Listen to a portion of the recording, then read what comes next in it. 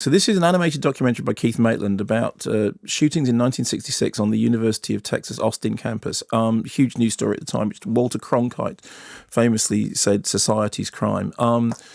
Middle of the day, blazing heat, a sniper opened fire from the tower of the university. What this film does is it takes interviews with those involved, witnesses, policemen, newsmen, people actually caught up in the shooting, and it mixes rotoscoped dramatization. So that's like, live footage, but then it's got a rotoscope out. You draw around it, you turn it into an animated thing, with animated interviews and news footage, actual news footage from the event. So the comparisons that we made stylistically, Waking Life, for example, or Waltz with Bashir, we have a sound clip from it, which gives you just something of the sort of montage flavour of the piece. I just remember looking up at the sky. It was so blue. And just thinking, I guess this is it. I guess this is the end.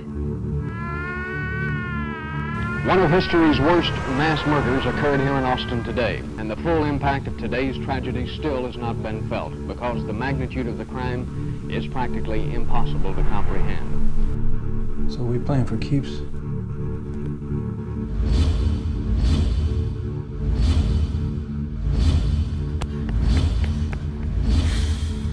We, the civilians, were the only people that were there, and something had to be done.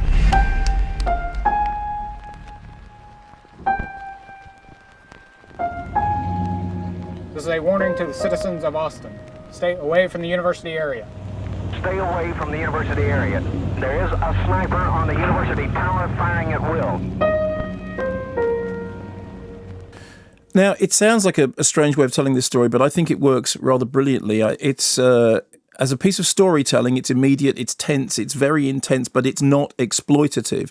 And using animation allows for a degree of imaginative reenactment, but also a degree of distance, which I think does counter any possibility of exploitation. As a documentary, it's eye-opening. The voices of those involved discussing quite extraordinary frankness, their own feelings about bravery, about guilt, about cowardice, about heroism, about all the way in which they experienced that day.